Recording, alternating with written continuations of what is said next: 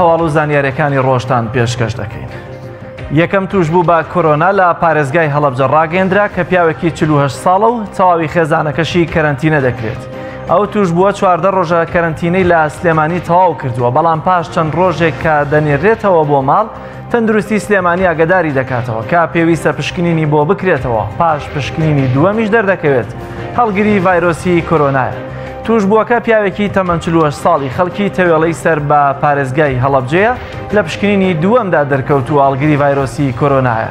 ئەوەش بە فەرمی دووەم حاڵەتە پاش دڵنیابوونی تەندروستی لە پاکبوون بە کۆرۆنا دانێرێتەوە ماڵەوە، دواتریش دەردەکەوێت کە هەڵگری ڤایرۆسی کۆرۆنان. وەزیری کشتوکاڵ و سەرچاوەکانی ئاوی حکوومەت هێرێمی کوردستان دەڵێت لە پێناو بەرز نەبوونەوەی نرخی سەوزە و میوە ئالوەکاندا ناخرێن.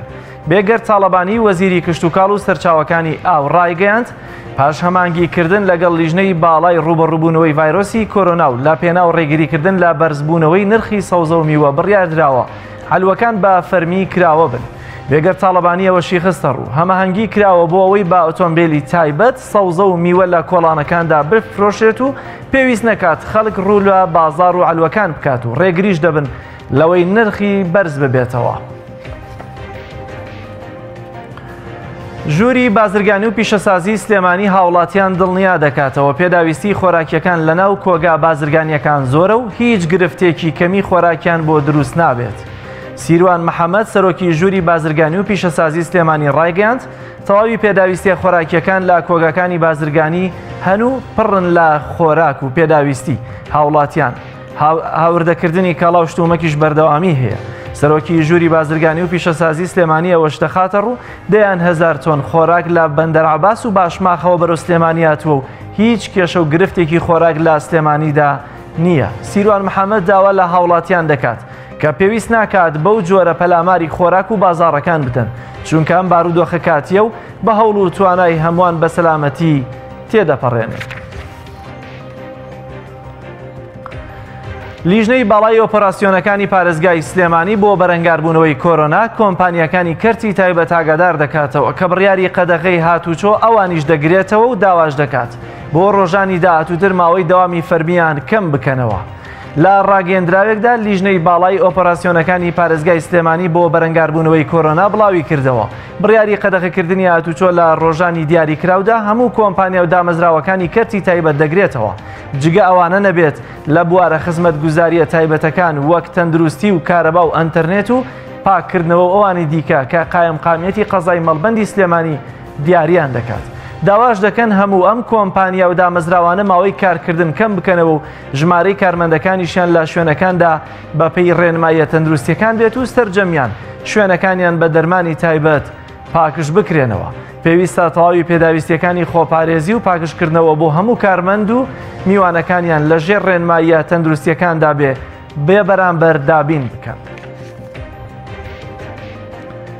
وەزارەتی تەندروستی عێراق تۆمارکردنی 10 حاڵەتی نوێی توشبوون بە کۆرۆنای ڕاگەیاند و بەوە ژمارەی توشبووان بە کۆرۆنا لە عێراق گەیشتە 100 کەس.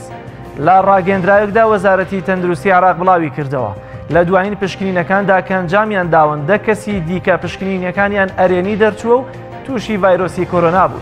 ئاماژەی بەوەش کرد بەو ژمارەیەش توشبووانی ڤایرۆسەکە لە عێراق بە هەرێمی کوردستانەوە گەیشتووەتە 100 کەس و هەروەها تا ئێستا 9 کەس بەهۆی ڤایرۆسەکەەوە گیانیان لەدەستداوە و 26 کەسیش چاک بوونەتەوە. ئێران زیاتر لە 1000 حاڵەتی نوێی توشبوون بە کۆرۆنا تۆمار کراون و 82 حاڵەتیان لە پارێزگاکانی ڕۆژهەڵاتی کوردستانن. کیانوش جانپور بەرپرسی پەیوەندیەکانی وەزارەتی تەندروستی ئێران ڕایگەاند 1289 حاڵەتی نوێ تووشی کۆرۆنا بوون و 85 توشبووی دیکەش گیانیان لەدەستداوە. بەرپرسی پەیوەندیەکانی وەزارەتی تەندروستی ئێران لە ئێستادا ژمارەی توشبووان بە کۆرۆنا لە ئێران 11364 کەسە و لەو ژمارەیەش 514 کەس گیانیان لەدەستداوە و 3529 کەسیش چاک بوونەتەوە. بەپێی ئامارە نوێیەکانی وەزارەتی تەندروستی ئێران 82 حاڵەتی توشبوون بە کۆرۆنا لە پارێزگاکانی ڕۆژهەڵاتی کوردستاندا تۆمار کراون. توشبووان بە ڤایرۆسی کۆرۆنا لەسەر ئاستی جیان 145,000 کەسی تێپەڕاند و زیاتر لە 72,000 کەسیش چاک بوونەتەوە. بەپێی نوێترین ئاماری ڕێکخراوی تەندروستی جیانی 145,810 کەس لە سەراستی گیان تووشی ڤایرۆسی کۆرۆنای نوێ بوو. لە چین 8,824 کەس و لە ئیتالیا 17,660 کەس و لە ئێرانی 11,364 کەس و لە کۆریای باشوور 8,086 کەس و لە ئیسپانیا 5,232 کەس تووشی ڤایرۆسی کۆرۆنا بوو. زۆرترین حاڵەتەکانی گیان لە دەستدان بەهۆی کۆرۆناوە لە وڵاتی چین تۆمارکراوە 3,189 کەس گیانی لەدەستداوە و لە پاش چین ئیتالیا 1,266 کەس، لە ئێران 514 کەس، لە ئیسپانیا 133 کەس بەهۆی ڤایرۆسی کۆرۆناوە گیانیان لەدەستداوە. بەپێی ئامارەکان تا ئێستا 72,531 توشبووی ڤایرۆسەکە لە سەرانسەری جیهاندا چاک بوونەتەوە. ڕێکخراوی تەندروستی جیهانی دەڵێت ئەوروپا بووەتە ناوەندی سەرەکی ڤایرۆسی کۆرۆنا. لە کۆنفرانسێکی ڕۆژنامەوانیدا ڕێکخراوی تەندروستی جیهانی ڕایگەیاند لە ئێستادا کیشوەری ئەوروپا ناوەندی سەرەکی بڵاوبوونەوەی ڤایرۆسی کۆرۆنایە. ڕێکخراوەکە نایشارێتەوە پێویستە دامەزراوە تەندروستیەکانی وڵاتانی جیهان ئامادە بن بۆ وەرگرتنی ژمارەیەکی زۆرتر لە توشبووان بە کۆرۆنا. هەروەها تەندروستی جیهانی ئومێدێکیشی پیشاندا بۆ کۆنتڕۆڵکردنی کۆرۆنا وتی ئەزموونی هەریەکە لە وڵاتانی چین و کۆریای باشوور و سنگافور نیشاندەری ئەوەن کە ڕێگەیەک هەیە بۆ کۆتایی هێنان بە کۆرۆنا. تەندروستی جیهانی داواش لە خەڵکی جیهان کرد با گرنگیەوە پابەندی ڕێنمایە تەندروستیەکان بن کە وڵاتەکانیان ڕای دەگەیەنن. سەرۆکی بەرازیل و سکرتێرەکەی وەک هەڵگری کۆرۆنا تۆمار کراون و پێدەچێت دۆناڵد ترەمپ سەرۆکی ئەمریکاشیان تووشی کۆرۆنا کردبێت. چەند ڕۆژێک لەمەوبەر ژایر پۆلسۆرانۆ سەرۆکی بەرازیل لەگەڵ فابیۆ ڤانگارتنی سکرتێری پەیوەندیەکانی کە دەرکەوتووە هەردووکیان هەڵگری کۆرۆنان لەگەڵ سەرۆکی ئەمریکا دۆناڵد ترەمپ و جێگری سەرۆک مایک پێنس چاویان بە یەک کەوتووە. گاردیانی بەریتانی بڵاوی کردەوە سەرۆکی بەرازیل و سکرتێرەکەی لەگەڵ دۆناڵد ترەمپ و مایک پێنس لە مارالگۆ یەکترینیان بینیە و نانی ئێوارەیان پێکەوە خواردووە. کۆشکی سپی بڵاوی کردەوە ترەمپ و جێگرەکەی بەرکەوتیان لەگەڵ سەرۆکی بەرازیل نەبووە، بەڵام پاش بڵاوبوونەوەی وێنەی سکرتێری پەیوەندیەکانی سەرۆکی بەرازیل لەگەڵ دۆناڵد ترەمپ کۆشکی سپی ڕاگەندراوەکەی هەڵوەشاندەوە و ئەوەش زیاتر گومان دەخاتە سەرەوەی ترەمپ و جێگرەکەی تووشی ڤایرۆسی کۆرۆنا بوو بن. سەرۆکی ویلایەتە یەکگرتووەکانی ئەمریکا بارینە ئاسایی لە وڵاتەکەی ڕاگەیاند بەهۆی ڕێگریکردن لە بڵاوبوونەوەی ڤایرۆسی کۆرۆنا. دۆناڵد ترەمپ بارینە ئاسایی لە ئەمریکا ڕاگەیاند. سەنتەری چاودێری و ڕێگرتن لە بڵاوبوونەوەی پەتاکان لە ئەمریکا ژمارەی توشبووان بە کۆرۆنای خستە ڕوو کە 1678 کەسە و ژمارەی مردوانیش گەیشتووەتە 41 کەس. بەپێی سەرچاوە هەواڵیەکان 49 کەس لە توشبووەکان لەو کەسانن کە ئەمریکا لە دەستپێکی سەرەڵدانی کۆرۆنا لە چین با فڕۆکەی تایبەت لە شاری وەهانەوە گواستبوونیەوە بۆ ئەمریکا. هاوسەری سەرۆکوەزیرانی کەنەدا دوای گەڕانەوەی لە بەریتانیا ئەنجامدانی پشکنین دەرکەوت هەڵگری ڤایرۆسی کۆرۆنایە. سۆفی گریگوار ترۆدۆ هاوژینی جەستن ترۆدۆی سەرۆکوەزیرانی کەنەدا دوای گەڕانەوەی لە لەندەن لەگەڵ هاوژینەکەی خۆی کەرەنتینە کرد و بەپێی ڕاگەیەندراوی نووسینگەی سەرۆکوەزیرانیە وڵاتش تەندروستی سەرۆکوەزیران باشە و ماوەی 14 ڕۆژ لە کەرەنتینەدا دەبێت. بەپێی ڕاگەندراوەکە سەرۆکوەزیران بەردەوام دەبێت لە ئەنجامدانی کارەکانی و ئەمڕۆ پەیامێکی بۆ وڵاتیانی کەنەدا دەبێت.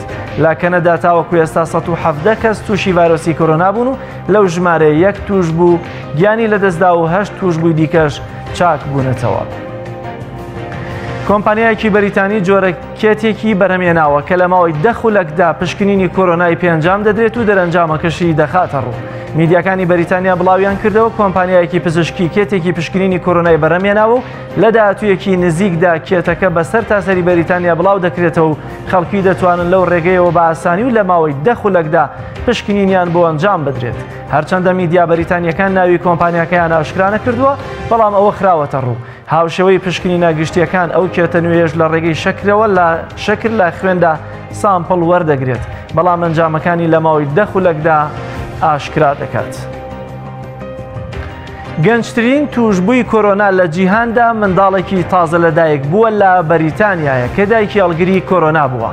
پشکنینی کۆرۆنا بۆ منداڵێکی تازە لەدایک بوو لە بەریتانیا ئەرێنی دەرچوو کەەوەش پزیشکەکانی تووشی سەرسوڕمان کردووە. خانمێکی باردار لە بەریتانیا سەردانی نەخۆشخانە دەکات و پاش لەدایکبوونی کۆرپەکەی تێستی کۆرۆنای بۆ دەکرێت دەردەکەوێت خانمەکە هەڵگری ڤایرۆسی کۆرۆنایە و دواتر پشکنین بۆ منداڵەکە تازە لەدایک بووەکەی دەکرێت. دەردەکەوێت کە ئەویش هەڵگری کۆرۆنایە. پزیشکەکان لا بە دوواداچووندان بۆی بزانن ئەو منداڵە تازە لەدایک بووە لە ناو سکی دایکیەوە ڤایرۆسەکەی بۆ گوازراوەتەوە یان لە دەرەوە تووشی کۆرۆنا بووە.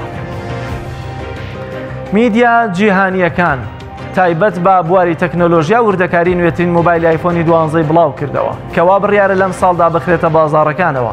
بەپێی زانیاریە دزە پێکراوەکان ئەپڵ بۆ ئەم ساڵ ژمارەیەک مۆبایلی ئایفۆن دەخاتە بەردەست. یەکێک لەوانە ئایفۆنی 11 پرۆیە کە کۆکراوەی دیزایانی مۆبایلەکانی ئایفۆنی 11 پرۆ و مۆبایلی ئایفۆنی 5. مۆبایلە نوێیەکە لە کۆمەڵێک ڕەنگی ڕەش و سەوز و پەمەی و ئاڵتونی لەگەڵ ڕەساسی پێک دێت. سێ کامێرەی هەیە کە دیقەیان 64 مێگاپیکسەڵە، ئاستی وێنەیان لە شەو و بارودۆخی ڕۆناکی خراپدا بەرز دەبێت. شێوازی وێنەکانی لە جۆری سریدیە و وێنەی سێدەوریە. وێنەکان بە شێوەی جێگیر و ئۆتۆماتیک دەبێت. چوارچێوەی مۆبایلی ئایفۆنی 12 پرۆ تەنکترە لە هیکەلی مۆبایلەکانی تر، توانای ڕامەکەی 6 گیگابایتەوە دەتوانرێت بە تۆڕەکانی 5G بەکار بهێنرێت. ئەلبەتە ئەگەر کۆرۆنا دەرفەتی خستنە بازاڕی بدات. بینەرانی عزیز، گرنگترین هەواڵ و زانیاریەکانی ڕۆژمان پێشکەشکردن، پاش ناوبڕێک درێژە بە پەیامی ڕۆژ دەدەین.